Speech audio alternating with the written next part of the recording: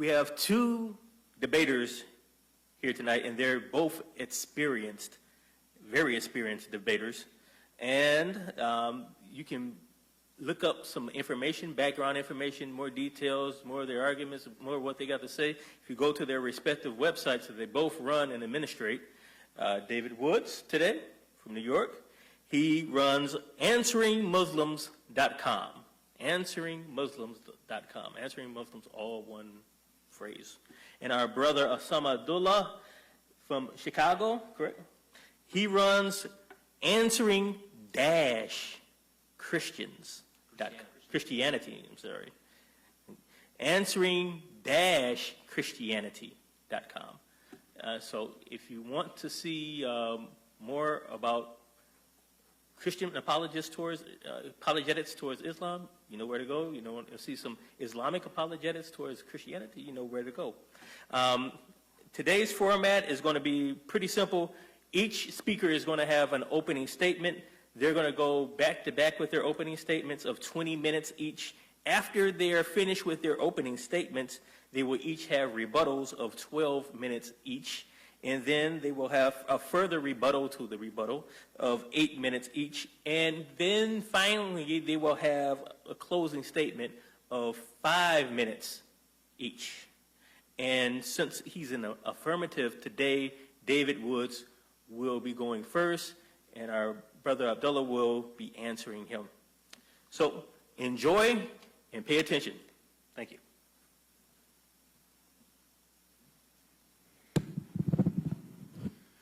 Everyone calls me David Woods. I know I do the work of 2 or 3 people, but it's Woods, singular. I get so much done that I think it must be 2 or 3 of me. All right, I'd like to thank Harvest Bible Church for hosting our debate.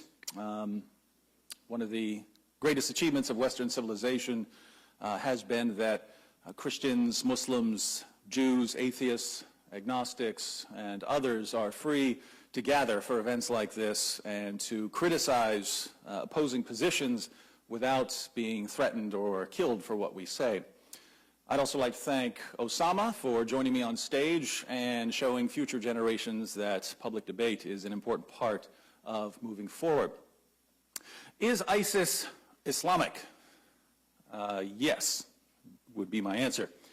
And I would go further than that. I would say ISIS is as Islamic as you can get. Reading about ISIS in the news is about as close as you can get to reading the hadith about the conquest of Muhammad and later of his companions. The only difference is one of technology and social media, which were not available. I'd like to begin with an important quotation, which I found very interesting. This works. This is from Maajid Nawaz, who is a liberal Muslim politician in the UK, and this is a huge contrast with what our politicians here in the US are telling us. But Maajid Nawaz says, "We Muslims must admit there are challenging Quranic passages that require reinterpretation today. Let us use existing tools of exegesis, such as specificity, restriction, abrogation, and metaphor. Vacuous literalism as an interpretive method must be abandoned. It is bankrupt.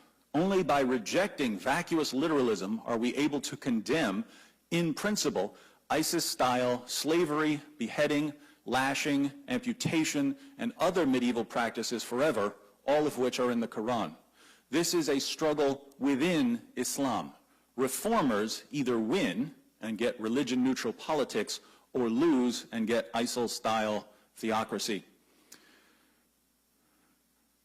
The reason I appreciate this is he's acknowledging that if you just read the Quran and you read the Muslim sources, you get something like ISIS if you just take it in a straightforward manner. That's why he says we have to reinterpret it. Notice what he says. Only by rejecting literalism, saying that the Quran means exactly what it says, can we condemn ISIS-style slavery, beheading, lashing, amputation, the things you see on the news that everyone is so horrified about when we talk about ISIS. And he says that Islam has to be reformed, the reformers have to win, and if they don't, you end up with an ISIS-style theocracy. So he's saying apart from some kind of reformation, you're stuck with something like ISIS. You follow the Quran through to its conclusion, you get something like ISIS. Now, I just want to clarify here at the beginning, when I talk about Islam and I say that Islam leads to ISIS and so on, when I talk about Islam, I'm referring to what the Muslim sources say, what we read in the Quran and the Hadith. I'm not talking about what your Muslim friend believes or what any Muslim in particular believes. Muslims are a complete spectrum. They differ in knowledge. Some people don't know any of the passages that I'm about to quote. Others do know them and would reinterpret them. So when I talk about Islam, I'm talking about what Islam actually teaches, not what people happen to believe. But the question that I'm concerned with is, does Islam allow the kind of reinterpretation that Majid Nawaz is looking for? And I'm going to say that it doesn't. Islam doesn't allow that kind of reinterpretation. And so if it doesn't allow the kind of reinterpretation that would be the only way to avoid an ISIS-style theocracy, then we're always going to get an ISIS-style theocracy. There can be tons of Muslims who don't do what Islam says or who reinterpret it, but for those who just take it straight forward, you're going to end up with something like ISIS, and we'll go through why. The clarity of the Quran. The first point to get your minds around is that the Quran claims to be clear and perfect as is. Let's look at some passages on this. There are plenty more. The Quran is filled with these passages. Chapter 6, verse 114, shall I seek for a judge other than Allah when He it is who has sent down to you the book fully explained? The Quran is fully explained. 11:1, this is a book whose verses have been made firm and free from imperfection, and then they have been expounded in detail. So free from imperfection, expounded in detail. These are verses of the clear book, 12:1. 1689, and we have sent down to thee the book explaining all things. 24:46, certainly we have revealed clear communications, and Allah guides whom He pleases to the right way. Notice the Quran is clear. These are clear communications. It doesn't say one thing and mean something else. 27:1, these are verses of the Quran, a book that makes things clear. 41:3, a book whereof the verses are explained in detail. 57:9, he it is who sends down clear communications upon his servant, that he may bring you forth from utter darkness into light. Clear communications. The Quran claims to be clear, explained in detail, fully explained. It explains all things.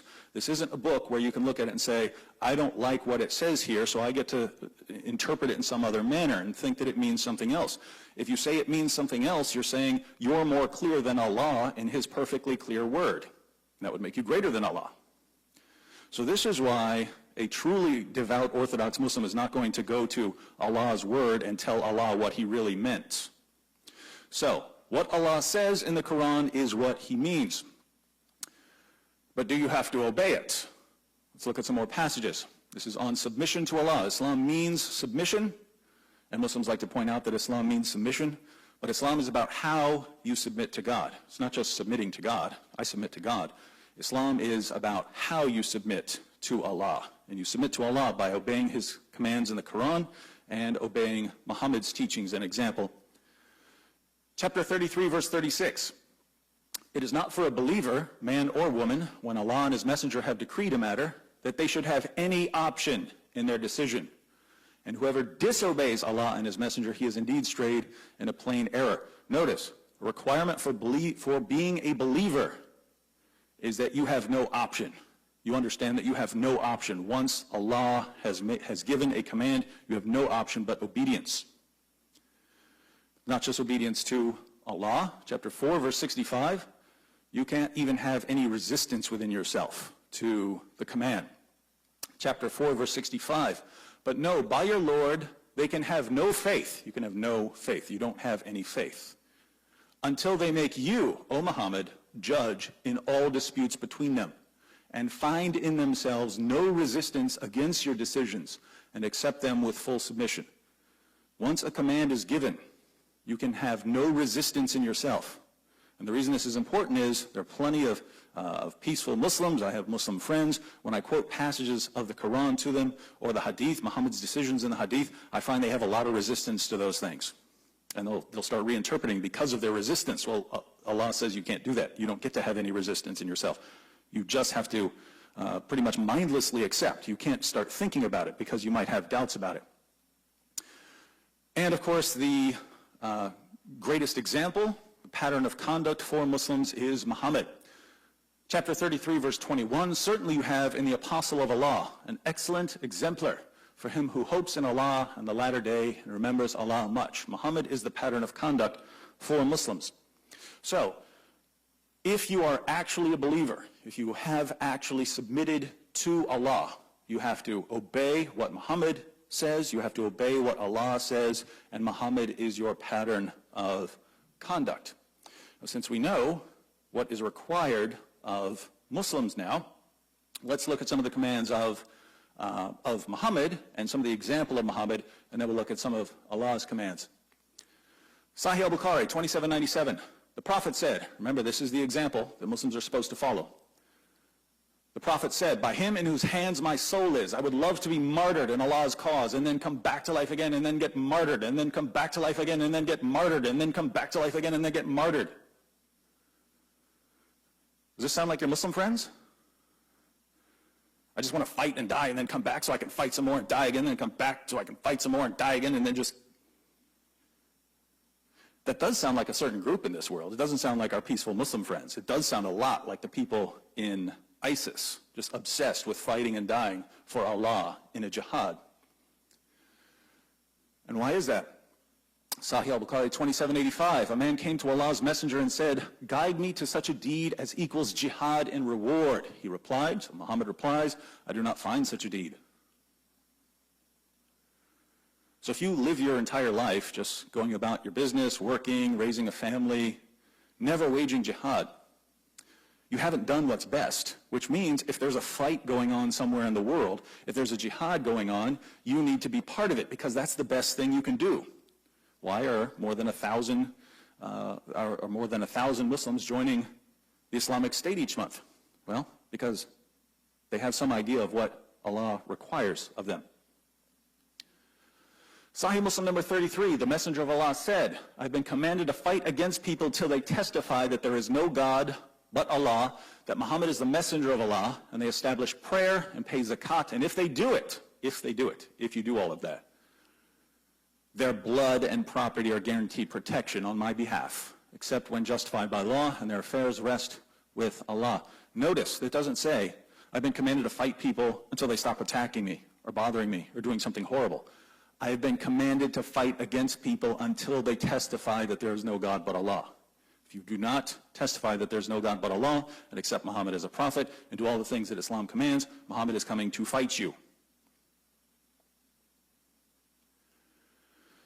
Sahih al-Bukhari, chapter 88, the Prophet said, my livelihood is under the shade of my spear. How do you make your living? Fighting. And he who disobeys my orders will be humiliated by paying jizya.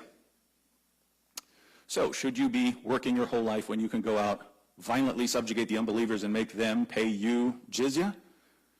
Well, you can do that, but you wouldn't be following the example of the one whose example you're supposed to follow. Some teachings on killing apostates. Sahih al-Bukhari 69:22, Allah's Messenger said, whoever changed his Islamic religion, kill him. Sunan ibn Majah 25:35, the Messenger of Allah said, whoever changes his religion, execute him. Malik's Muwatta 36:18-15, the Messenger of Allah said, if someone changes his religion, then strike off his head. You're Sunnis in ISIS, you're putting Shias in that apostate category. They've become so hypocritical that they're in the apostate category. Why are Muslims killing Muslims? That's what our leaders say. Oh, they can't be real Muslims because they're killing Muslims. Well, if you have violated the commands of Allah so much that you are in the apostate category, you have to die. So it's not un-Islamic to do this. It's a direct command from the Prophet whose decisions you are not allowed to so much as question.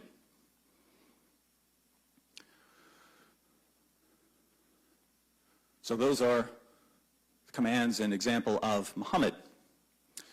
What about the Quran? So there's a difference. You have the teachings of Muhammad. I got 7 left. Okay, there we go. You have the teachings of Muhammad. He is the prophet, but you also have the Quran, which is supposedly the direct word of Allah. Chapter 9, verse 29, fight those who believe not. Remember, Muhammad said, been commanded to fight people till they testify that there is no God but Allah. What does Allah say here? Fight those who believe not in Allah, not fight people who are attacking you, not fight in self-defense. There are Quranic passages which do command that, but this is a command in Allah's perfectly clear word. If he had meant fight in self-defense, that's what he would have said. Fight those who do not believe in Allah nor the last day, nor hold that forbidden which hath been forbidden by Allah and his messenger. So if your religion forbids some sort of pork and Islam forbids something different, that's a just cause for fighting you. Nor acknowledge the religion of truth, that's Islam, from among the people of the book, that's Jews and Christians, until they pay the jizya with willing submission and feel themselves subdued. Remember, Muhammad said that if you don't submit or you don't obey him, you'll be humiliated by paying jizya. 973, why are Muslims fighting Muslims? O Prophet, strive hard against the unbelievers and the hypocrites, and be unyielding to them. Not just fighting unbelievers, you fight the hypocrites as well. People who claim to be Muslims but aren't actually doing everything Islam commands. Allah commands you, you have to obey his commands in the Quran, Muhammad's decisions in the Hadith. You can't question them. If you're not doing that, you're a hypocrite and you get fought. 9:123.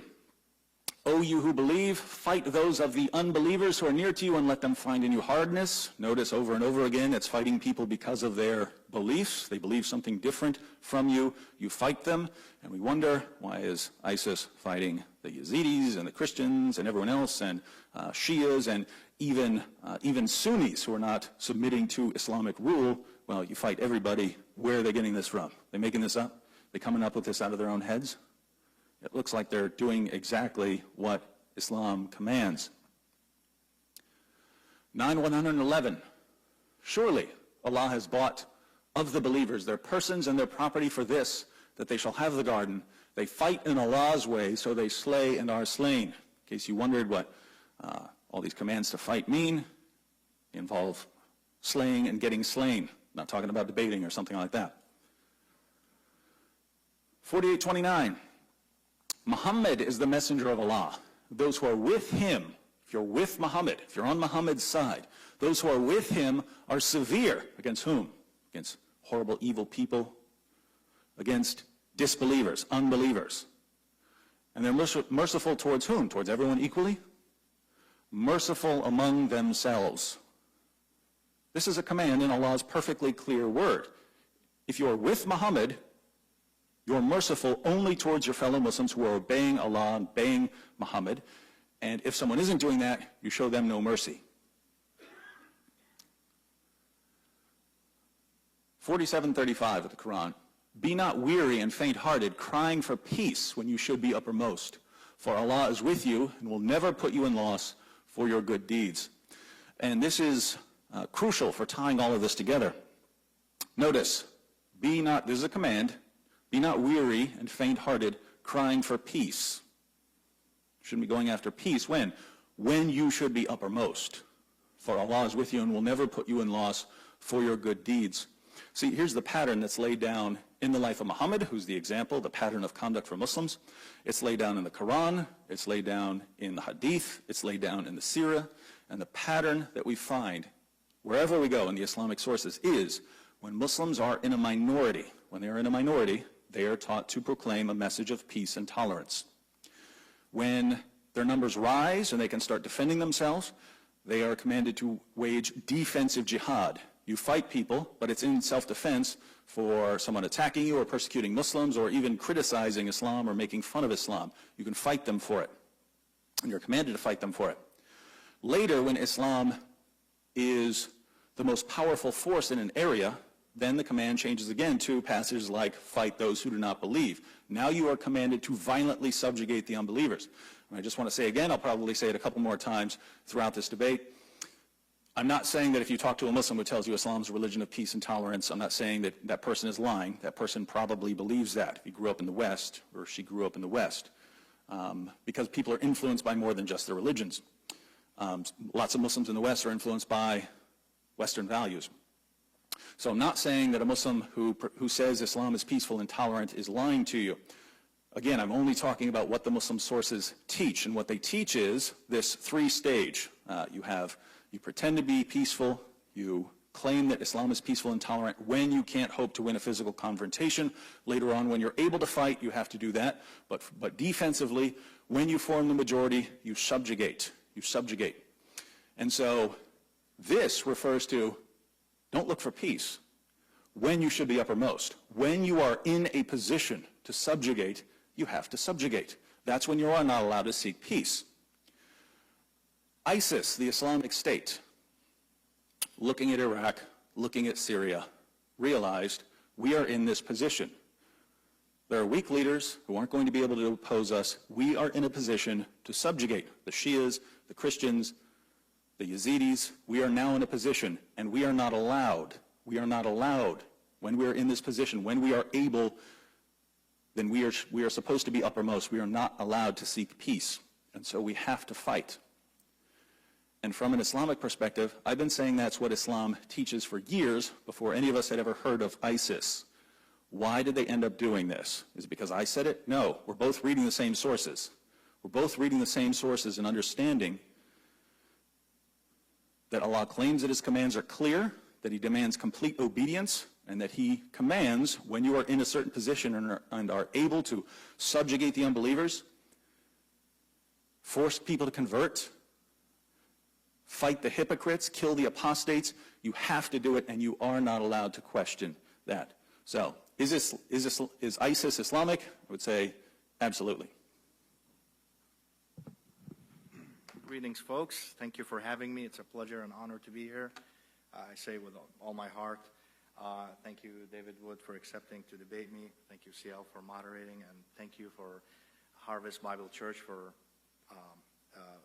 adopting this debate and housing it. Thank you so much. I appreciate it. Let's get something straight about the core message of Islam, okay?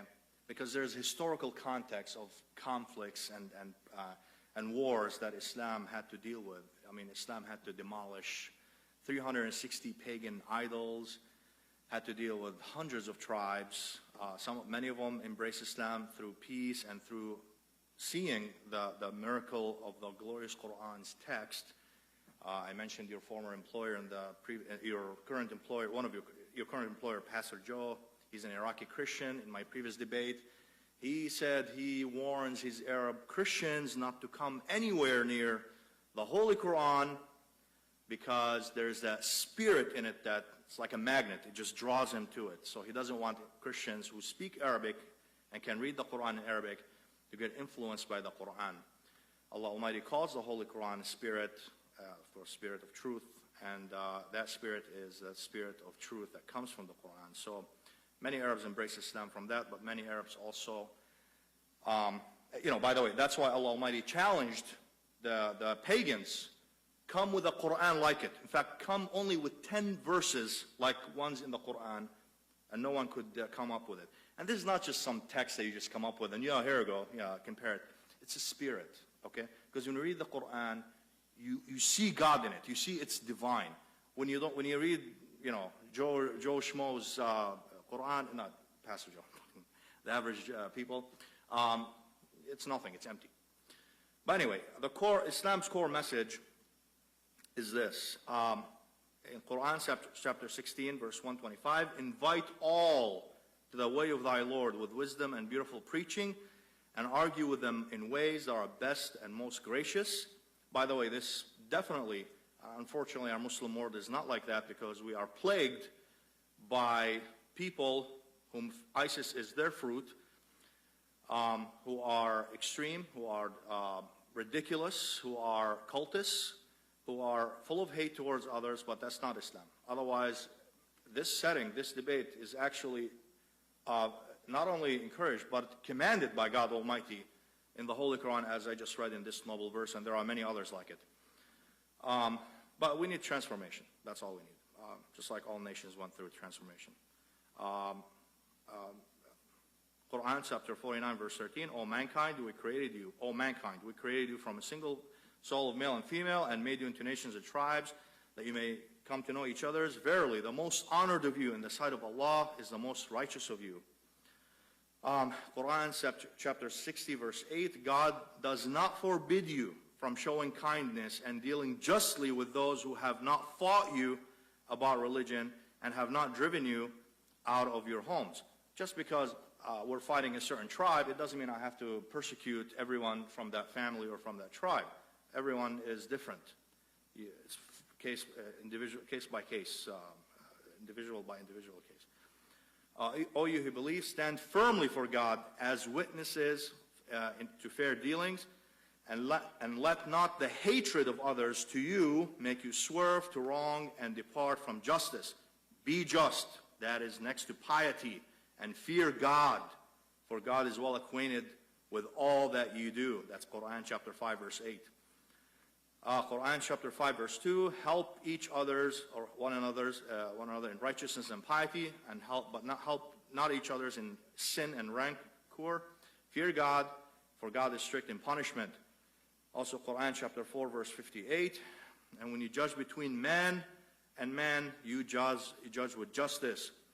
Quran chapter 4 verse 135, O you who believe, stand out firmly for justice as witnesses to God, even as against yourselves or your parents. By the way, this is a big statement, your parents. I'll get to that. Or your kins, or whether it is be against rich or poor, etc. Even here in the West, like when you address someone with his last name, actually this is like ancient thing. If you're doing it in a negative way, you're actually putting down his family. Like if I say Wood, you know, you're not smart enough, I'm actually putting down the entire family. In Arabia, especially, you know, we're so big on tribal traditions, which unfortunately have poisoned, you know, they brought their pagan garbage into Islam, like honor killing and all this garbage. This is not Islam. This is our traditions brought into Islam, okay?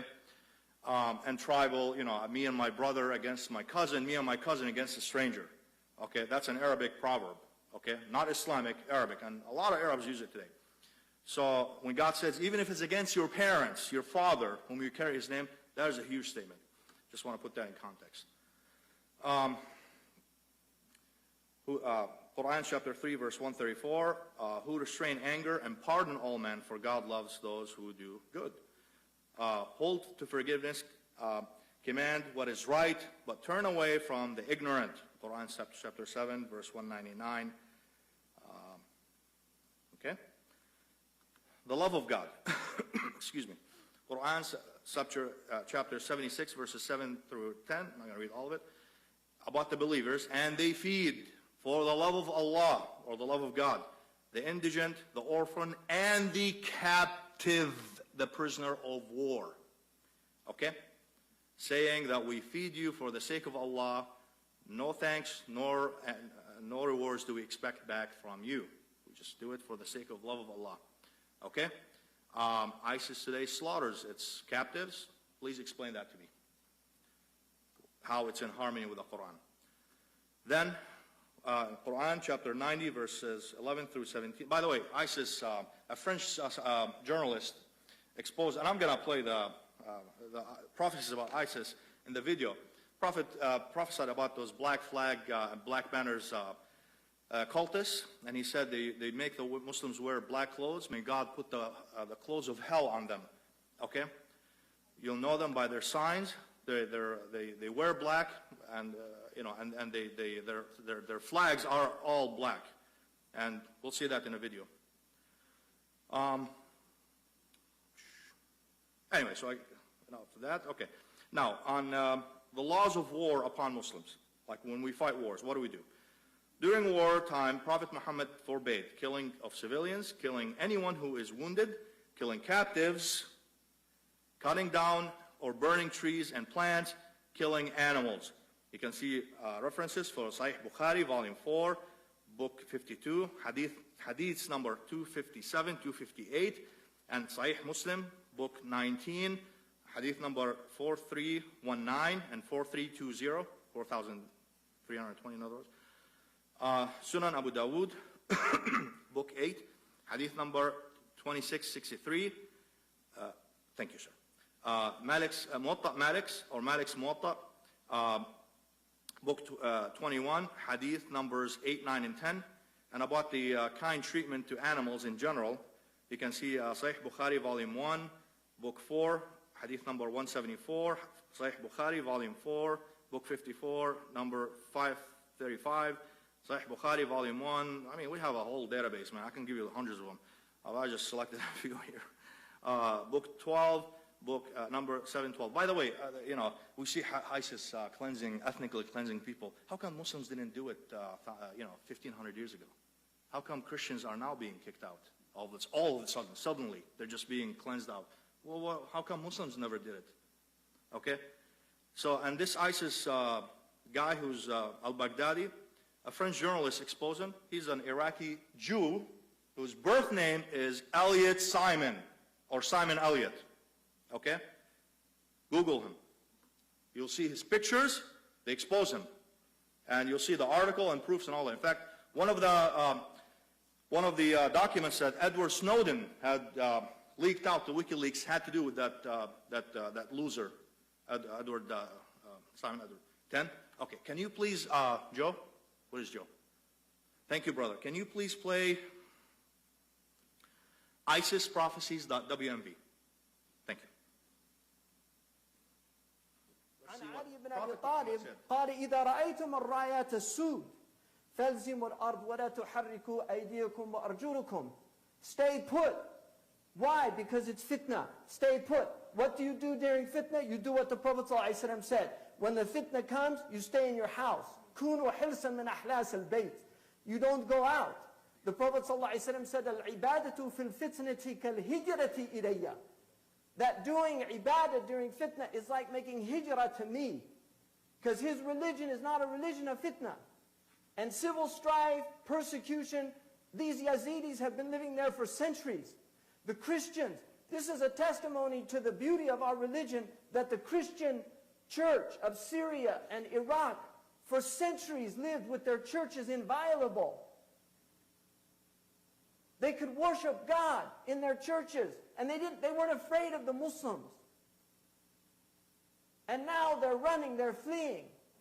Sayyidina Ali said, ثُمَّ يَظْهُرُ قَوْمٌ ضُعَفَاء لَا يُؤْبَأُ لَهُم. Then you will see these weak, insignificant people. لَا يُؤْبَأُ لَهُم. Insignificant people. Insignificant people. These are not notables. They have no learning. There's no scholars amongst them. Insignificant people. قُلُوبُهُمْ كَزُبْرَ الْحَدِيدِ. Their hearts are like pieces of iron.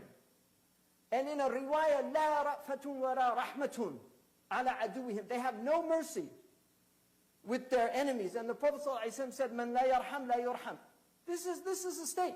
But see, they have hearts like iron. هُمْ أَصْحَابَ الدَّوْلَةِ. That's what he said. هُمْ أَصْحَابَ الدَّوْلَةِ. They're the people of Dawla. That's their name, Dawla. They call them Daesh in the Arab world. Dawla Islamiyah, right? They're the people of Dawla. That wasn't even a word the Arabs used other than just to revolve something. They didn't use it for state at that time. هم أصحاب الدولة لا يفون بعهد ولا ميثاق. They will not have any covenant. You can't trust them with anything that they say. يدعون إلى الحق وليسوا من أهله. They call to the truth, but they're not from the people of the truth.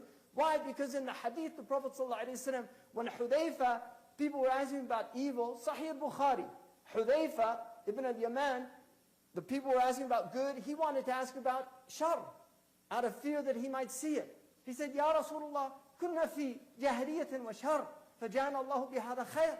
We were in jahiliyah and shar, and then God brought this good to us. Is there any bad after this good? He said, Na'am. And then he said, is there any good after that bad? He said, Na'am wa fihi dakhan. Yes, but it's going to be cloudy. It won't have the same purity. And he said, Ma dakhanuhu ya Rasulullah. What's the cloudiness?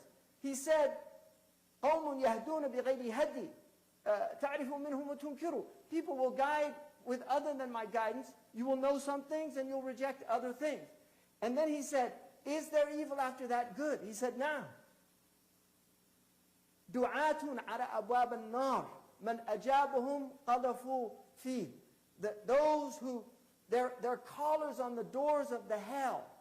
If you answer them, if you respond to their call, you will be flung into the hell. Hudayfa said, Sifhum lana ya Rasulullah. Describe them for us so we'll know them. Hum min jildatina. They're Arabs. They're like us. Min jildatina. They look like us. Yatakallamuna bi alsinatina. They'll quote the Quran. They'll quote the Hadith. This is how the Prophet ﷺ described them. And then he said, كيف تأمرني يا رسول الله? What do you command me to do at that time? He said, إلزم جماعة المسلمين وإمامهم. Be with the jama'ah and the imam. وإن لم يكن لهم جماعة ولا إمام. What if there's no jama'ah and no imam? فاعتزل تلك الفرق كلها. ولو أن تعض بأصل شجرة حتى يدركك الموت وأنت على ذلك. Sahih hadith. He said, avoid all those sects. Even if you have to cling to the root of a tree with your teeth until death comes to you. And you're on that. In the hadith then he says, أسماؤهم الكنى. This is how you know them. Their names are Abu so-and-so and Abu so-and-so. They don't go by their real names. أسماؤهم الكنى. وَنِسْبَتُهُمْ الْقُرَى. And they go back to towns, places. They don't go to tribes, because the Arabs, they go by tribe. These people know, they go by places. Al-Baghdadi, Al-Ambari, Al-Juwayshi, all these names of their towns that they're from. Al-Libi, Al-Musri, Al-Maghribi. They go back to places. This is what the Prophet ﷺ, because it has hukum al-rafa'. وَشُعُورُهُمْ مِرْخَاتٌ كَشُعُورَ النِّسَاءِ. They have long hair, wearing it like women. Look at all the pictures of these guys with their long hair. Because it's not that the Prophet ﷺ didn't have long hair, but it's no longer fashionable in the Arab world. Arabs don't wear their hair long, so that's a sign that you know them. Their hair's long. حَتَّى يَخْتَلِفُوا فِي مَا بَيْنَهُمْ. They'll start fighting amongst each other. That's the nature. There's another troubling hadith that the Prophet ﷺ said, سَتَكُونُ فِتْنَةٌ فِي الشَّامِ أَوَّلُهَا لَعِبُ الصُّبْيَانِ. It begins with children playing in Dar'a. And then he said that it'll just be after that one fitna after another. كُلُّ مَا سَكَنَ فِتْنَةٌ هَاجَتْ فِتْنَةٌ أُخْرَى. Every time it calms down in one place, it starts up somewhere else. In this, إِذَا خَرَجَتْ الرَّايَةَ السُّودِ. If you see the black flags, فَإِنَّ أَوَّلَهَا فِتْنَةٌ. It begins with a fitna. وَوَسَطَهَا ضَلَالًا. And the midst of it is delusion, misguidance, error. وَآخِرَهَا كُفْرٌ. And it ends with atheism. Because that's what's going to happen. People start losing their faith. This is what happened to the Europeans. They had World War I and II. It was enough for them. They don't believe in God anymore. They were a profoundly religious civilization. Look at all the churches they built. People can't take it. There's so much. Where's God? The question is not where is God, it's where are we? That's the question. لا يسأل عما يفعل. He's not asking about what he did, but we're going to be asking about what we did. Why aren't we following the guidance of the Prophet ﷺ? And in this hadith that Makhul relates, he says, Mali wali bani al-Abbas. Because most of these they thought had to do with the Abbasids. But then he said, Shayya'u ummati. They split my ummah. Wa albasuhum thiyab al-sawad. And they put black clothes on them. Albasuhum thiyab al-nar. May God put clothes of fire on them. These people are khawarij. They're killing Muslims. They've every single criteria. And don't be fooled by their piety. Don't be fooled by their piety, because the Prophet ﷺ said, عند صلاتهم تحقرون صلاتهم. When you see them pray, you'll consider your prayer insignificant. وعند صيامهم تحقرون صيامكم. But he said, يقرؤون القرآن ولا يتجاوز حناجرهم. They'll recite the Quran, it won't go past their throats. The ulama said it means they won't understand it. Because they don't have the tools. You can't understand the Quran without the tools. They won't understand it. And then he said, يَمْرُقُونَ مِنَ الدِّينِ Sahih Bukhari. يَمْرُقُونَ مِنَ الدِّينِ كَمَا يَمْرُقُ السَّحْمُ مِنَ الرَّمِيَّةِ. They will leave this religion like an arrow is shot out of a bow. And in a riwayah in Al-Bukhari, it says, يَخْرُجُ فِي أُمَّتِي And then the Rawi says, مَا قَالَ مِنْهَا. There will come out amongst my ummah. And he didn't say from it, because they're not from him. These people are not from the Prophet ﷺ. They have nothing to do with the man who was sent as a mercy for all the world. And the fact that they're in any way, shape, or form associated with this religion is a great tragedy. Muslims in this country have a big responsibility to get out there and educate people, because these people are watching these newscasts, and maybe there is some other agencies involved. I don't know, because this is an age of fitna. It's all confusion. It's what the Prophet ﷺ said. But as far as I'm concerned, I'm not confused. I'm not confused. If you're confused, you haven't studied this religion. And if you think this has anything to do with the truth, you definitely haven't studied this religion. So, as you can see, folks, it's just clear that, okay, and yeah, and by the way, the limits of war, how many minutes, seconds? Don't worry about it. Okay, I'll get to it in another ball. Thank you so much.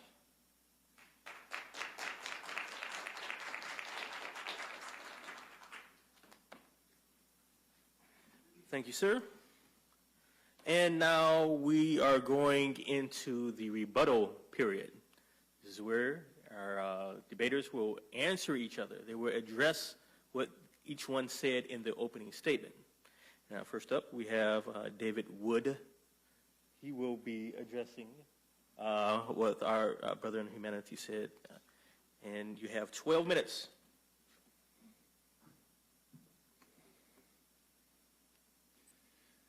Thank you, CL, and thank you, Osama.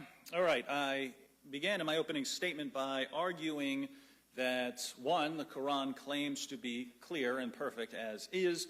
2, the Quran demands complete submission to the commands of Allah and Muhammad. And 3, that Allah and Muhammad command Muslims to violently subjugate non-Muslims, to fight not only unbelievers, but hypocrites, and to kill apostates, things like that. So let's go through Osama's response. He keeps referring to my pastor, my employer, Pastor Joseph. I've never ever been employed by Pastor Joseph, so I don't know what that means. But he says that Pastor Joseph says Christians shouldn't come near the Quran. I happen to disagree. I wish every Christian would study the Quran, so that when the Muslim preacher comes along, they have an idea of what's in there, and they won't fall for some of the stories some of the arguments that are given to them.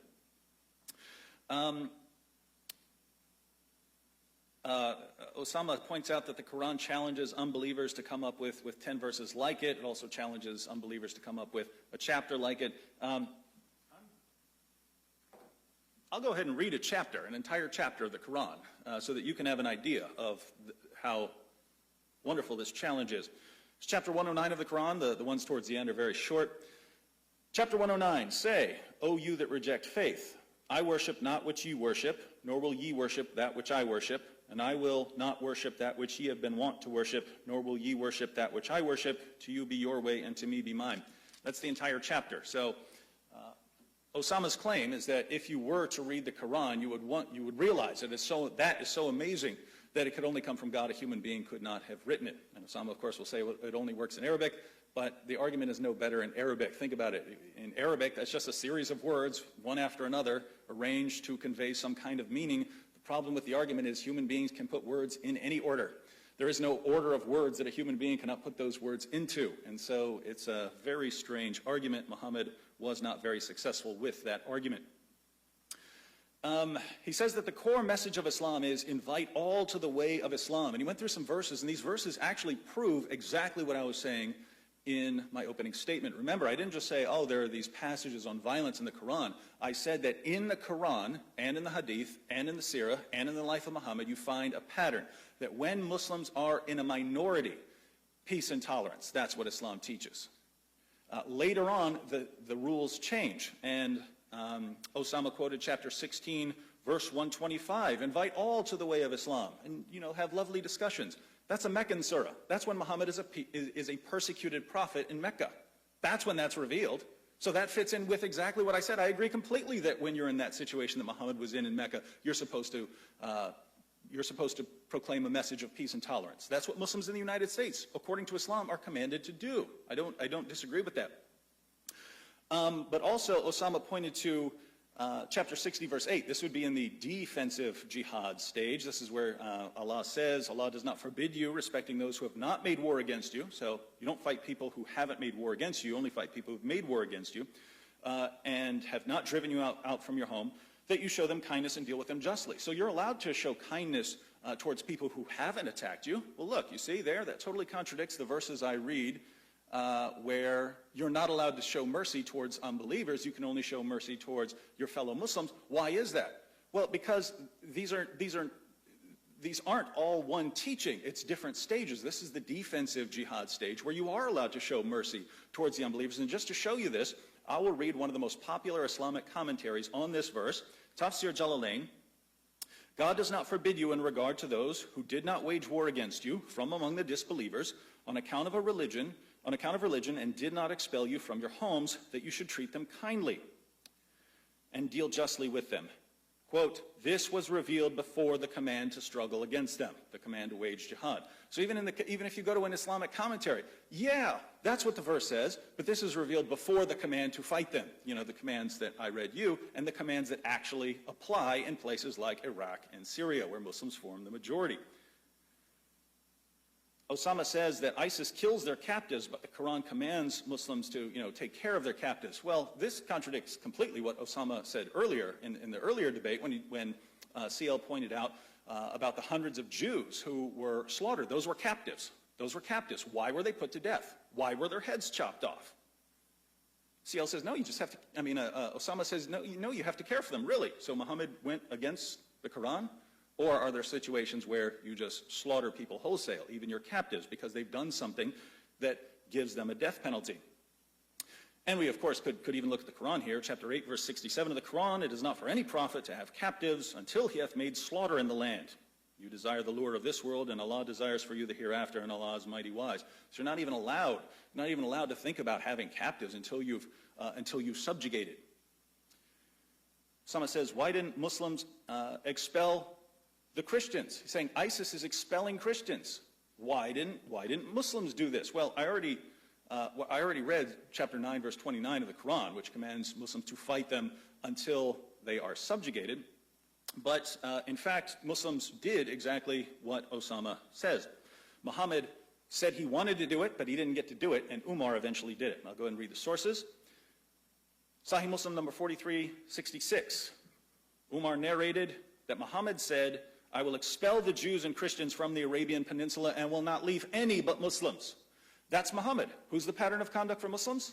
Muhammad. What's Muhammad say? I want to get rid of all the Jews and Christians. What does Osama say?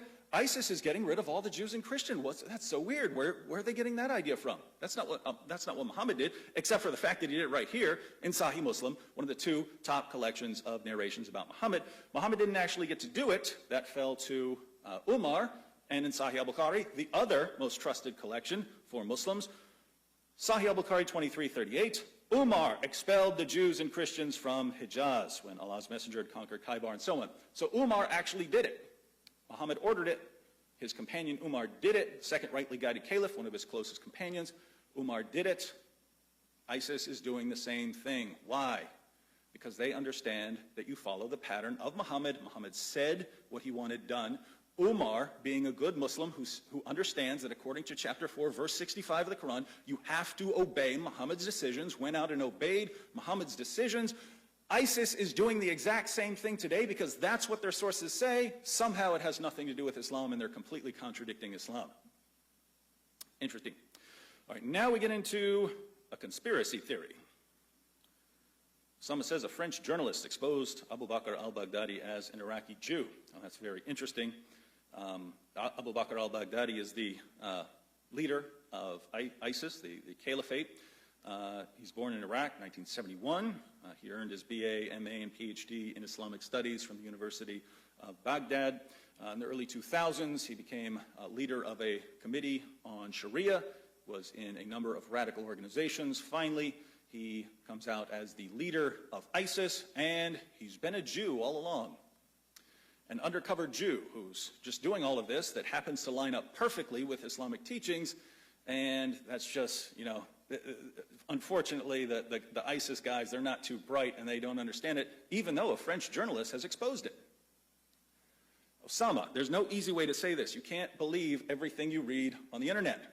There aren't a lot of controls on what you put on the internet.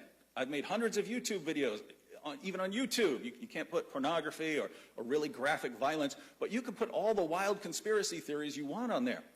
And we're not, and so just saying a French journalist, and that ISIS just hasn't caught on, and that they're being led by this, and that they're being led by this undercover Jew who's pretending to be a Muslim in order to go kill lots of people. Very, very strange theory. But think about it. Why? Why would that have anything to do with it, right? It's not just Abu Bakr al-Baghdadi, right? He was elected caliph, but ISIS was already doing what they were doing. So what does that even matter, right? In other words, he's not the one out doing everything. There are tons of Muslims flooding into Iraq and Syria to do exactly what Muhammad is commanding.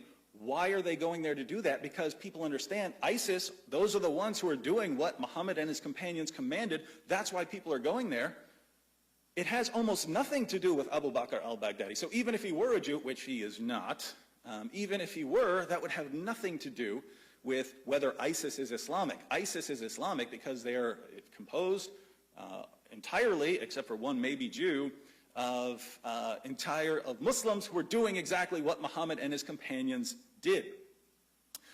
Now, Osama has spent a lot of time sharing with us prophecies about what's going on right now. I've always found these prophecies interesting because Muhammad just said things, volume after volume after volume after volume after volume, on all these things that are going to happen. Given the amount of content of things he said that were going to happen, you can pick out anything to say that anything happened. No matter what the situation in the world is, you can pick out, oh, he said this and this and that. The problem, and just to give you an idea of why this is a problem, he said things that just didn't come true and aren't going to come true. Let me give you an example or two. Sahih Muslim 70:51. Allah's messenger said, as to when the last hour would come, he had in his presence a young boy of the Ansar who was called Muhammad. Allah's messenger said, if this young boy lives, he may not grow very old till he see the last hour coming to you. Muhammad sees a young boy and says, this kid's going to be around when the end comes. Did it come? No. And I'd be happy to go through more of Muhammad's prophecies that just didn't come true. My time is up. And so what do we have? The pattern laid down in Islam is fight in certain situations, proclaim peace in certain situations. So we have both teachings in Islam. ISIS is in a stage where they are not allowed to seek peace. They're commanded to subjugate. Wait, I have a minute left. What are you doing? Okay, all right. Well, let me go ahead and read one or two more prophecies here since I got a minute left. Sahih al-Bukhari 71:16. Allah's messenger said, the hour will not be established till the buttocks of the women of the tribe of Daus move while going round Dhul Khalasa. That's when the end's going to come, when women are walking around and their buttocks are exposed, going around Dhul Khalasa. The problem is Dhul Khalasa was destroyed by Muslims. So that's never going to happen. It's never going to happen, not 100 billion, million, trillion years. So it can't happen. It cannot be fulfilled.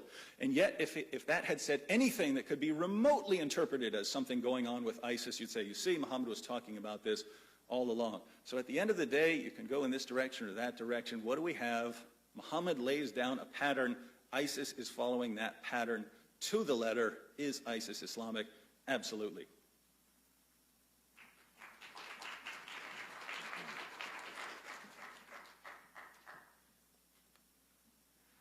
Okay, that was the first rebuttal from David, and now we're going to have the second rebuttal from Osama, and you also have 12 minutes.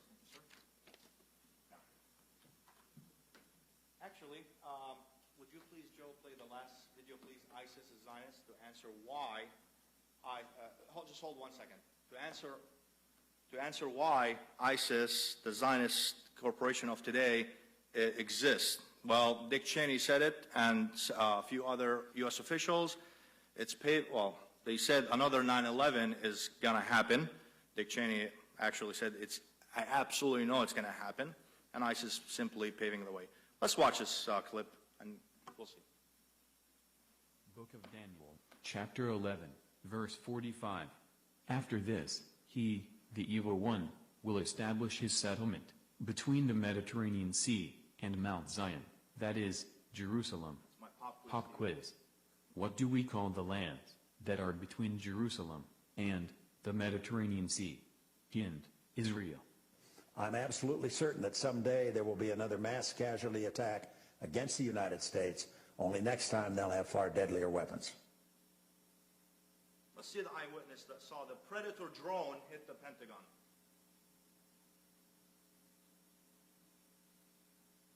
When this happened, there were a number of people who came out of the Navy annex, and some people who were in the area. We talked to one man who actually saw the impact of the plane. Here's what he had to say. I was just casually looking out the corner, out of the window. In the corner of my eye, I saw what looked to be maybe a 20-passenger corporate jet, no markings on the side, coming in at a shallow angle like it was landing right into the side of the Pentagon. And then a huge fireball, perhaps 5 times the height of the Pentagon. And I was on the 5th floor, so we just automatically just ran to the stairs and went down the fire escape. You were where? You were inside the Pentagon? No, I was across 395 from the Pentagon in an office tower with, direct view of the Pentagon. And kind of describe the trajectory. The plane was aimed straight at the building? It was aimed straight at the building. There was an angle, perhaps. It looked like it was landing. I couldn't tell if the landing gear was up or down. I don't know if it was taking off or landing, but it flew right into the side of the Pentagon, and almost immediately a huge fireball. That's right, Judy. A while ago, I walked right up to next to the building was firefighters were still trying to put out the blaze. The fire, by the way, is still burning in some parts of the Pentagon. And I took a look at the huge gaping hole that's in the side of the Pentagon. But from my close-up inspection, there's no evidence of a plane having crashed anywhere near the Pentagon. The only site is the actual side of the building that's crashed in. And as I said, the only pieces left that you can see are small enough that you could pick up in your hand. There are no large tail sections, wing sections, a fuselage, nothing like that anywhere around, which would indicate. Now let's see the hoax of this big joke about the World Trade Center number 7 collapse. This is World Trade Center 7 just before it collapsed on September the 11th, 2001. It had not been hit by an aircraft. It had been damaged by falling debris and fire. But by 5:20 p.m., most of the fires had been extinguished. Although the building was 47 stories high, it doesn't fall sideways, nor collapse unevenly. This comes down. For this to have happened, all of the building's vertical supports must have given way at almost exactly the same time. Yet the Federal Emergency Management Agency reported that the collapse was due primarily to fire. But what does it look like to you?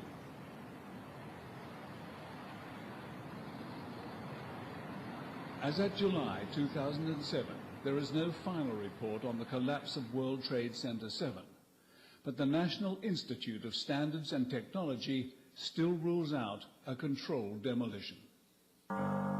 So the question is, do you believe what you can see with your own eyes, or do you believe what you are told?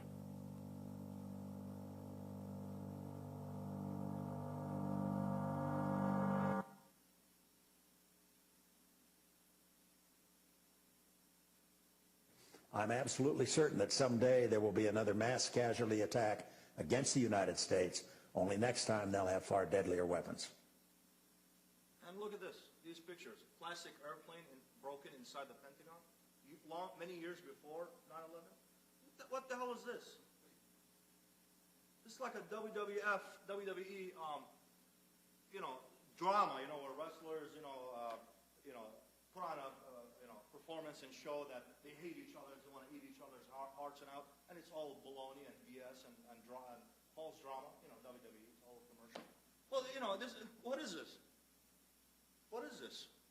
They're telling us 9/11 is going to, a drone is going to hit the Pentagon. It's going to go through the Pentagon. And now we're living the days of another 9/11 going to happen. And it's going to be a Muslim convert doing it. They ran out of Zionists, Middle Eastern Zionists. Bin Laden, they found him. What did he do? Oh, they dumped his body into the ocean. Okay? So, And articles were written about bin Laden's origins. He's from Yemen, and you know, Yemen has a lot of Jews.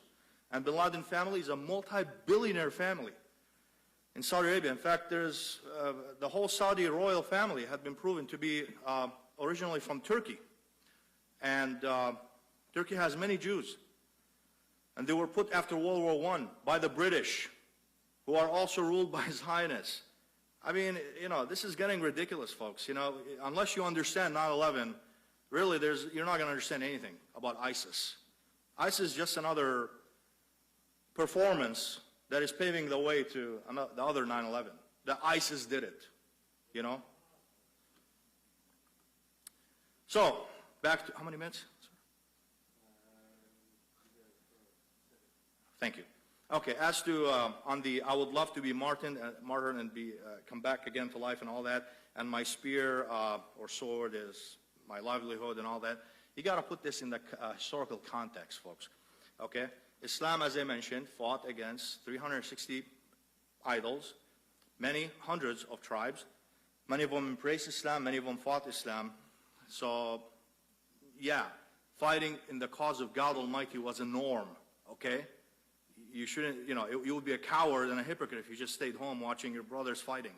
So yeah, the Prophet said it in that context. Killing apostates. This command is not in the glorious Quran, okay? And this is where, you know, schools differ, Islamic schools differ. You take the Salafi position, that's fine. I'm not a Salafi. 90% of the Muslims are not Salafis. They're Sunnis, but they're not Salafis. In fact, Salafis like Taliban's and all these, they are not even a fraction of 1% of the Muslim population. They're garbage. They're nothing. Okay? So if the command is not in the Quran, it's not for all times and all places. Okay? So if it's a hadith, it's limited. It has to be in the Quran to be for all times and all places. Fight the unbelievers. Okay, let me continue on here. So, my presentation. The limits in war upon Muslims. Allah Almighty said in Noble Verse, chapter 47, verse 4, okay, therefore, when you meet the unbelievers, smite off their necks. Here's one for you, you would love. But what? Until the war lays down its burdens. حَتَّى تَضَعُ الْحَرْبَ أَوْزَارَهَا. When war ends, do not touch them. Okay? The blood of an innocent person is forbidden upon all believers. Okay? And fight them until persecution is no more and the religion is for God. But if they desist, then let there be no hostility. فَإِنْتَهُوا فَلَا عِدْوَانٍ. Okay? And if the enemy, in Noble Verse chapters 8, verse 61, but if the enemy inclines toward peace, do thou incline towards peace and trust in God, and He is the one who hears and knows all things. By the way, this stage is baloney stage that you invented, Mr. Wood. I mean, that's why I challenged you in the very beginning, okay? The Holy Quran commanded me not just to take care of captives, show them the love of Allah. And this is just one example, okay? So this, I guess, stage number 4, according to your standards, okay? So you fought, you surrendered, so now your blood is forbidden, and now you're taken as a prisoner of war. What do we do with it? Do we apply the Old Testament on you? Okay, kill all the children, rip the women's, pregnant women's tummies out and take out their fetuses, okay? Kill all the children, dash the babies' heads against rocks. These are all Old Testament commands. Do we do that to you? No. We show you the love of Allah. Now the 700 Jews that you talked about, as I explained in the previous debate, when the Muslims lost the battle of Uhud, the pagans wanted to finish off Islam once and for all by going to Islam in Medina. The Muslims had a peace pact, treaty with, defense treaty with the Jews to defend Medina, because even before Islam, it's been always a coveted city. So even the pagan tribes, Aus and Khazraj, they had that treaty with the Jews that, you know, if anybody attacks the city, we all stand together. So 10,000 men marched to Medina.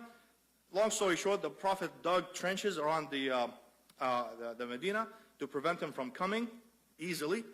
The Jews turned on the Muslims. They broke their treaty. Allah Almighty saved Islam and the Muslims by sending a mighty desert twister, tornado, that took away most of the 10,000 armies, or 12,000 I believe it was, if my memory didn't fail me. water and food supplies and everything, Abu Sufyan, the leader of those 10,000, said, if we have waited one more day, we would have perished in the desert from thirst. They immediately left home because the tornado was so mighty. So the Muslims then turned on the Jews who betrayed their treaty. Okay? And there a lot of slaughtering happened. Yeah. I don't know what the context is. You say 700, that contradicts captives. No, it doesn't. If they did war crimes and they were traitors, by the way, there's other laws for them. Okay? So that's that.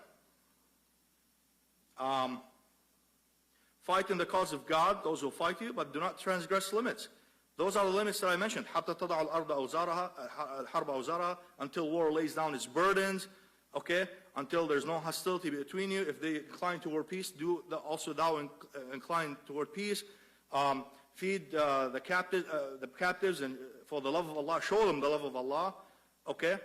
These are some of the limits upon the Muslims. And God said, fight in the cause of God, those who fight with you, but do not transgress limits, God's limits, in the rules of war. For God does not love the transgressors. Okay? As to Noble Verse chapter 9, a declaration of immunity from God and His apostle to those of the pagans with whom you have contracted mutual alliances. Chapter 9 talks about when Khuza'a attacked, tribe of Khuza'a attacked tribe of Bakr attacked tribe of Khuza'a who just embraced Islam, okay, and they slaughtered them. Many men from Mecca were among that raid, okay, and they were seen, okay, and many Muslims died, so the treaty fell, okay. And what happens to betrayal? Just like the Jews, go slaughter them, okay. We don't tolerate traitors. So there are different rules. Thank you very much.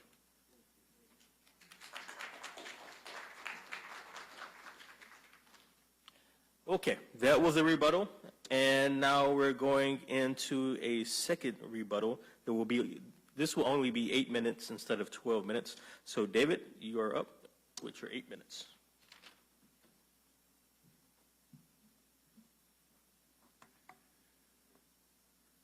All right, well, I was expecting maybe one conspiracy theory, but we got a whole lot of them, right? We got the Pentagon and the World Trade Center, and of course ISIS, and who knows what else. But this goes back to what I said earlier. There's kind of no easy way to say this. Osama, you can't believe everything you read or see on the internet or on YouTube, right?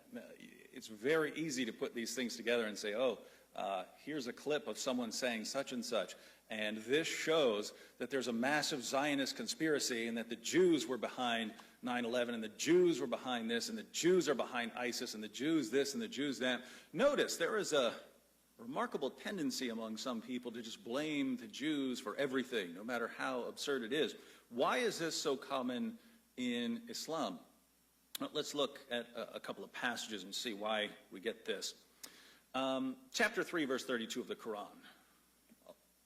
Osama says that the Quran promotes love towards the unbelievers. Chapter 3, verse 32 say, obey Allah and the apostle, but if they turn back, then surely Allah does not love the unbelievers. If you reject Islam, Allah does not love you. But according to Osama, Allah loves you anyway. So I don't know who I'm supposed to believe when it comes to Islam, my friend Osama, or Allah in his Quran. Chapter 98, verse 6, verily those who disbelieve in the religion of Islam, the Quran, and Prophet Muhammad, from among the people of the Scripture, Jews and Christians, and al-mushrikun, that's the polytheists, will abide in the fire of hell. They are the worst of creatures. So, it's not just we're going to be judged one day. We are the worst of creatures. We're lower than dogs. We're lower than pigs. We're the worst. Why? Because we reject Islam. Chapter 5, verse 51, O you who believe, do not take the Jews and the Christians for friends. They are friends of each other. Whoever amongst you takes them for a friend, then surely he is one of them. So you can't be friendly towards Jews. 582, strongest among men in enmity to the believers wilt thou find the Jews and the pagans. And it goes on to say something nice about Christians. But this verse says that the strongest in enmity against Muslims are the Jews. The greatest enemies of the Muslims are Jews, Right? So this comes down from Allah, this mentality of Jews are behind everything and Jews are into everything and they're doing everything. Who are your greatest enemies as Muslims? Jews. Well, you might want to blame them for everything. Sahih Muslim number 6985. Allah's messenger said, the last hour would not come. So Osama is interested in these prophecies of the end times. Allah's messenger said the last hour would not come unless the Muslims will fight against the Jews, and the Muslims would kill them, and the Jews would hide themselves behind a stone or a tree, and the stone or a tree would say, Muslim, there is a Jew behind me, come and kill him. Think about that imagery there. You've got Jews hiding behind the stones, they're hiding behind the trees. But eventually, the stones and the trees will say, hey, there's a Jew back here, come kill him. There's a Jew hiding over here, come kill him. Think about that imagery, right? Jews hiding behind everything. They're hiding behind the trees. They're hiding behind the stones. They're doing all kinds of things. They're at war with the Muslims. And you have to get to a time where you can actually go and kill them behind that rock and kill them behind that stone. Is there any coincidence that Osama sees Jews behind everything, hiding behind everything, no matter what it is? Of course not. It's exactly what you would expect if you take these sources seriously, if you take the Quran seriously, that Jews are your greatest enemies. If you take Muhammad seriously, that you eventually have to fight these guys who are hiding behind things. Well then, obviously, if there's anything going on in the world, even if it's a bunch of Muslims doing exactly what Muhammad commands, Jews are behind it. Jews are behind Muslims doing what Muhammad says. Osama points out that the fighting in Islam took place in a historical context. I grant that. Of course it does. Again, the historical context is when Muhammad is the persecuted prophet, peace and tolerance, when he has a massive army and he's the strongest force in Arabia, subjugate everyone. Absolutely, everything is tied to context. But those peaceful verses that Osama keeps appealing to, those are tied to context as well. They don't apply when Muslims are in a majority and they're in the strongest position. What applies then? I mean, put it this way, let's assume that Osama is right, and these verses about, showing mercy towards someone is right. If that's the case, the Quran is simply hopelessly contradictory. It's hopelessly contradictory. Because he says, 48:29, those who are with Muhammad are severe against disbelievers, merciful among themselves. It doesn't say they're severe against people who are attacking you, severe against disbelievers, merciful towards yourselves. That's saying the opposite of, Allah doesn't forbid you to be merciful towards people who haven't attacked you. It's saying something very different. Well, is Allah just contradicting himself? Notice, my view fits together perfectly with the life of Muhammad, with the Quran, with the Hadith. It all fits together. If Osama's right, these later verses and passages just make no sense. And this goes back to Allah saying that his word is perfectly clear. If it's clear, then he can't mean something else when he says, those who are with Muhammad are severe against disbelievers, merciful among themselves. He can't mean something different when he says, fight those who do not believe. He can't mean fight people in self-defense. If he had meant fight people in self-defense, that's what he would have said. But he says, fight those who do not believe. So he's commanding you to fight people based on their beliefs. We find this over and over again in the Muslim sources. Again, if Osama's correct, and you don't have different stages, which, by the way, goes against, this completely flies in the face of 14 centuries of Islam. The Islamic interpretation is based on the doctrine of abrogation. If you find two verses that are saying two different things, one says, don't show mercy towards unbelievers. This one says, show mercy towards unbelievers. The only question as a Muslim is which one came last. That's it. It's not, oh, let's pick the one we like best and pretend the other one doesn't exist. That's not the correct Islamic method of interpretation. And more importantly, certainly not the method of interpretation ISIS uses. So ISIS, they're actually on board with the traditional method of Islamic interpretation. You got two conflicting passages, find the one that came last. That's what abrogates or cancels the earlier one, case closed. That's not the Western method of interpretation where pick the one you like best, pretend the other one isn't there. So all of these passages smite at their necks until the war is over. Is the war over? Is the war over in Iraq? No, of course it's not. So you keep chopping off heads, right? Even according to the verse that he brought up. You keep chopping off their heads. It says the blood of innocent people is forbidden for believers. Are we innocent according to Islam?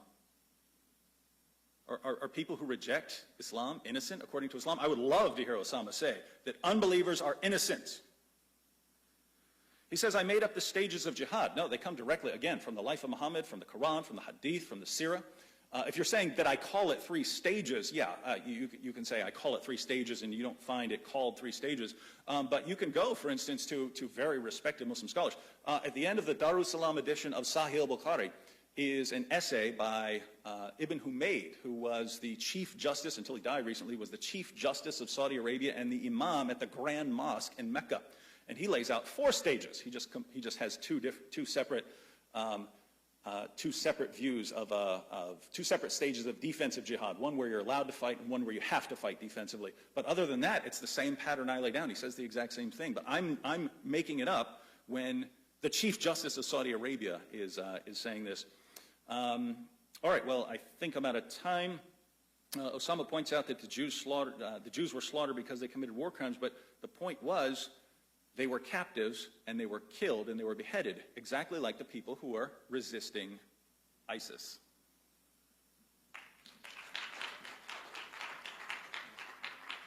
Thank you. And 8 minutes for Osama to reply. Thank you, Mr. Wood. Thank you, David. I will actually start from bottom up. That way it can help everyone's memory. Osama, show me where disbelievers are innocent, those who do not fight you. Quran, chapter 5, verse, of course, I gave you already, be just to the disbelievers. God does not forbid you to be just and merciful to those who do not fight you. But here, the Quran, chapter 5, verse 32, on that account we ordained to the children of Israel. By the way, every command in the Quran that deals with morality and all that, if God says, like he ordained it to Abraham, that it's upon us also, because it's in the Quran. That if anyone slew a person, unless it be for murder or spreading mischief in the land, it would be as if he slew the whole people. And if anyone saved a life, it would be as if he had saved all people. Okay? That sounds very innocent to me. Quran abrogation, that is a lie invented on the Quran, and we have refuted this thoroughly over and over again. The Quran abrogates the previous laws that the Muslims during the early days of Islam were using. The Quran took 20 years to be revealed, and during the very early days of Islam, we were almost like an offshoot from Judaism. We were following Jewish laws almost on a regular basis, or almost in its entirety, except what the Quran abrogates. That's what it means. Enemies are the Jews. I respond to this nonsense because Judaism is not our enemy. The 10 Commandments and the beautiful Islamic laws of God Almighty in Judaism, because the original name, religion is Islam. This is where you get your shalom and all that. And I read in the previous debate, Luke chapter 6, verse 40, when Christ said, a student is not above his teacher, but everyone who is a Muslim is like his teacher. Christ talked about the hierarchies of people. We're all different. We're higher and lower than each other, but as Muslims, we're all equal. But anyway, also in Quran chapter 7, verse 159, of the people of Moses, i.e. the Jews, there is a section who guide and do justice in the light of truth. You follow the 10 Commandments and the other moral codes of Judaism, okay, which Judaism, if you put it in the capsule, it's the 10 Commandments. Do not steal, do not lie, be kind to your parents, worship God Almighty, do not covet, do not, how could you go wrong? Be nice to your neighbors. And as to the prophecies, a woman's buttocks and a boy the hour will not come until the boy sees it. He will not die until the hour. These were proven to be false hadiths put on the mouth of the Prophet, because Allah Almighty in the whole Quran made it clear no one knows when the hour will come, period. Okay? So the Prophet could not make these nonsensical, this boy will live and he will not die until the hour comes. Baloney. Okay? So it's all false hadiths. Not everything written about the Prophet is true. That's why we have a filtering system. You have none of that in the Bible, sir. Okay? None. Zip. I will expel the disbelievers from the Holy Lands. That is actually limited to Mecca and Medina. That's why Westerners today work in Saudi Arabia and throughout the Gulf. And there are big companies there and big businesses from non-Muslims. You say Baghdadi is not a Jew. ISIS, like as I demonstrated in the video, is paving the way for another 9/11. That's CIA Zionist plot. There are 15,000 Westerners, according to Fox News and CNN, fighters who are mafias and thugs, by the way, and gangbangers, fighting for ISIS. In fact, two drug dealers were caught coming from California fighting against, fighting for ISIS. Bin Laden was also proven to be of Yemeni origins. Yemen has a lot of Jews in it. And when they found him, what did they do? They threw his body down the ocean. He's probably alive somewhere in South America or Europe or somewhere. So, how many minutes, sir? 4. Okay, let me go here. I mean, you can choose to reject what you want, but another 9/11 is coming. In fact, Dick Cheney said, I guarantee you it will happen. So unless the nation of this country wakes up, Zionists will always run wild and free. So it's upon you, my friends, my beloveds, my American fellows, to take this very seriously. By the way, regarding 9/11, why did the FBI confiscate all of the surveillance cameras from all of the buildings near the Pentagon? And all they did, disclose a piece of crap, grainy, short, few seconds clip about, how the Pentagon was bombed. What the hell they're scared about? If a jumbo jet landed on the Pentagon. Because it's an impossible mission, okay? Because you couldn't do it even with the best pilot out there, okay? If you wanted to commit suicide, okay? Because as the eyewitnesses said, it was a small jumbo jet, painted as a small civilian airplane, painted as a civilian airplane. It was a Predator drone, controlled by the satellite. Why was there no airplane found in the Pennsylvania field? All we have is trenches, no airplanes. Yet they say those holes were made by the airplanes. Where is it? They found no debris, like big holes and things. Yet there's no airplane. There's no motor. There's no wheels. Nothing. And World Trade 7 came down through controlled demolition. You reject that. That's fine. That's yours. By the way, Revelation chapter 2, verse 9 and chapter 3, verse 9. Israel is called the synagogue of Satan. Okay? And Daniel chapter 11, verse 45, which I just demonstrated. After this, he will set up a camp between the Mediterranean Sea, or establish his settlement between the Mediterranean Sea and Mount Zion, Jerusalem. That's Israel. Okay? That's the evil one talking about. Read the Daniel prophecy. Okay? So,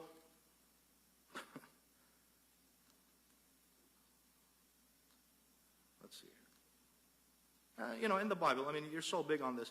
The Bible, forget the verse about cutting the pregnant woman's tummies and dashing kids. Ezekiel chapter 21. Okay? God Almighty, I'm against you. He said, I'm against you. I will draw my sword from the scabbard and cut off from both of you the righteous and the wicked. So here God killed even the righteous, the innocent. Oops. Now show me your standards here. Since you refer to opinions and opinionated judgments. Oh, I don't believe this is right, therefore Islam is false. Well, okay, let's see your judgment here. Ezekiel chapter 21, verse 3. God killed not just the wicked, and the righteous ones from them too. And of course, killing children. Children are all righteous and innocent. And ripping women's tummies and throwing. Look, if God Almighty commanded it, who the hell am I to say no? But I'm just saying, look at the ridiculous double standards. Here we have Islam showing the love of God for the captives. And in the Bible we have, and by the way, when Christ comes back in the second time, he will not only kill 700 or 200 in here and there, he will put the entire earth to the sword. The whole earth will go through wars because of the Lord Jesus Christ. Is that evil for you? Thank you.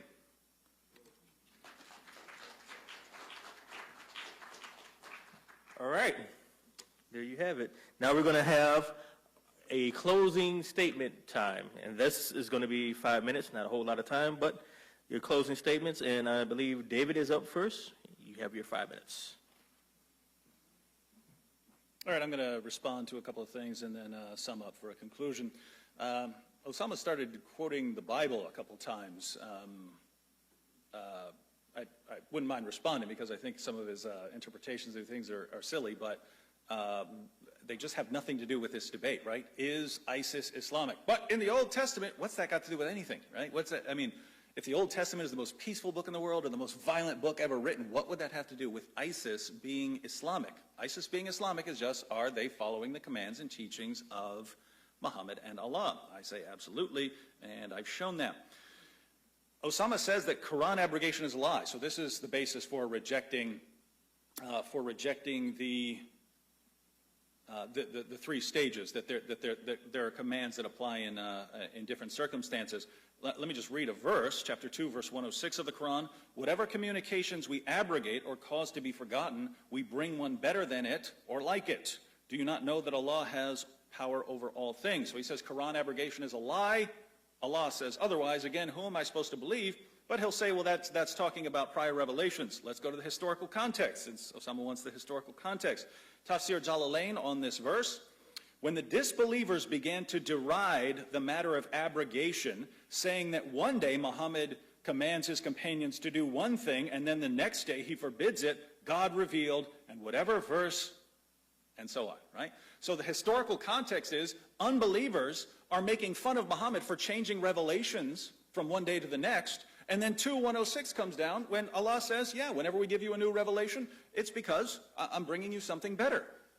So if that's a lie, then the Quran is a lie. Well, okay, I agree. Osama says killing apostates isn't in the Quran, and that therefore it's not for all times and places. Well, it's in the Quran that you have to completely submit to Muhammad's decisions and that you do not get to find any resistance in yourself. That command is clear for all times, and Muhammad said repeatedly that you kill apostates. So if you decide not to kill apostates, you're not obeying the Quran. He said that the false prophecies I quoted that obviously cannot be fulfilled are false hadith. Again, notice, Muhammad says volume after volume after volume after volume of things. You could prove it's like, Nostradamus, right? You can prove anything out of Nostradamus. You can prove anything out of that book, out of those books. But you have the same thing with Muhammad. He says all kinds of things are going to happen, and notice the methodology. If you can apply something to anything, you say it's a clear prophecy. It proves that Muhammad is a true prophet. If he says something that's obviously false, it was invented and fabricated. Are you noticing how everything ties together here with just defend Islam no matter what, and just anything that shows that Islam is false, reject it? This is true in this debate, and it's true in the last debate, and it's true, I'd say, in pretty much all debates like this. Osama said the Jews are not our enemies. Again, Allah says, your greatest enemies are the Jews. So Osama says something completely different. And again, notice what happens here. Notice what happens. Who's behind everything? Who's conspiring behind everything? Jews, Jews, Jews, Jews, Jews. But they're not our enemies. So basically what we have here is, according to the Quran, Allah is the best communicator ever. According to Osama, Allah is the worst communicator ever. Allah wants to say, hey, only fight in self-defense. Stop fighting once no one's attacking you. But then Allah goes on to say, fight those who do not believe. What's he mean? He means fight in self-defense. Why didn't he say that? Just imagine a situation, or imagine President Obama comes out tomorrow and says, we are going to fight Muslims.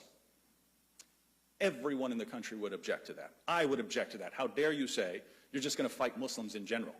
And suppose he's challenged on that and he comes out and says, what? I mean, we're fighting ISIS. So we are fighting Muslims. So what are you complaining about? Every last person would say, look, if you're talking about who you're fighting and killing, you need to be very specific about who you're talking about.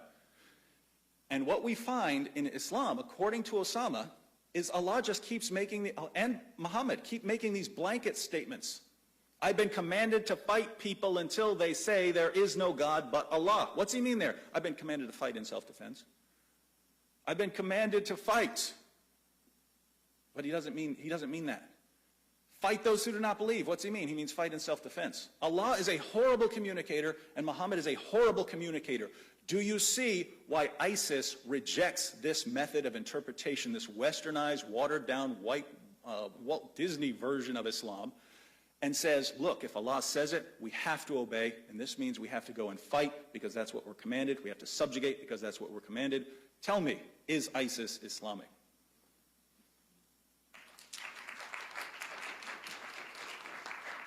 Okay, you had the closing statement. Now for Osama's closing statement, you have 5 minutes. Thank you.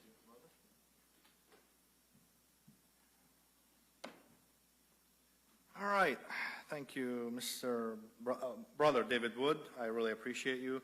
You know, Professor Wood, I mean, you have a PhD. I mean, for God's sake, man, I mean, I don't know if you sound like you never understood anything about context, which I don't believe that.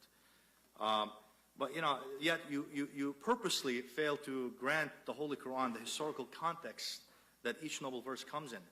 So, you know, when you say, like, as to the fighting noble verses that contradict Osama, yeah, laws and limits were put upon the Muslims regarding the war. And Allah Almighty commanded us, do not transgress the limits, those limits, okay? But there's always exceptions, okay? You get betrayed, okay? They break their treaties. There are special cases for exceptional scenarios, okay? That's historical context. My God. I mean, I know you're much smarter than this, David. You know, I mean, come on, you have a PhD, okay, and you took logic too. So you know, anyway. As to Tafsir Jalalain says the Quran abrogates within itself. Actually, no, I read those tafsirs. Here's where you're wrong, my dear friend. Okay? The Holy Quran's laws, again, exceptional cases require exceptional cases. Like right now, you're a free man. Same David Wood could be a captive. Okay? There are laws that apply here. Okay? That I should not do injustice to you, especially if you're peaceful. Okay? And nothing wrong comes from you. Yet here, there's a captive, David Wood. So there are laws that apply here, different laws apply there. Laws nullified here, laws are valid there. Again, context. Okay? My God, man. So, okay, so with this, I'd like to end.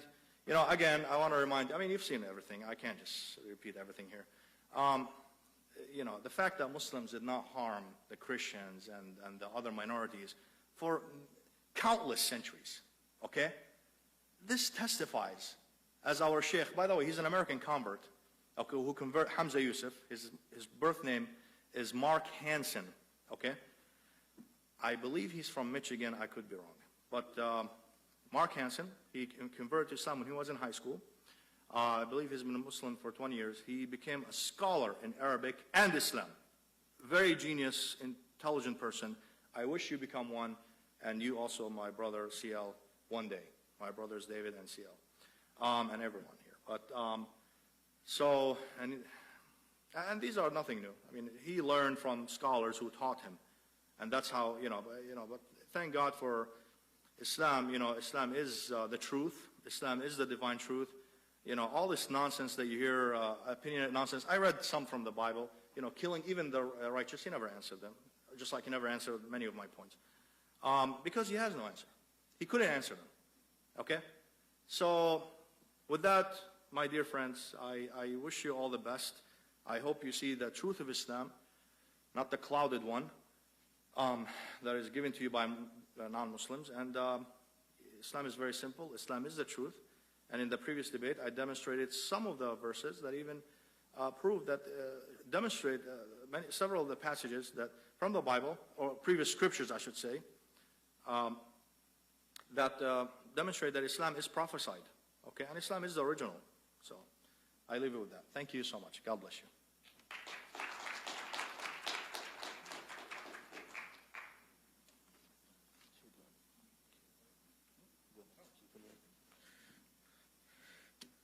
All right, can we get a round of applause for both debaters in the whole debate? Thank you, thank you, thank you, thank you. And I thank both of you brothers. I thank you for coming out and expressing your points. And I thank our brother David for coming out. And this was a great debate. Take what you heard and just analyze it for yourself.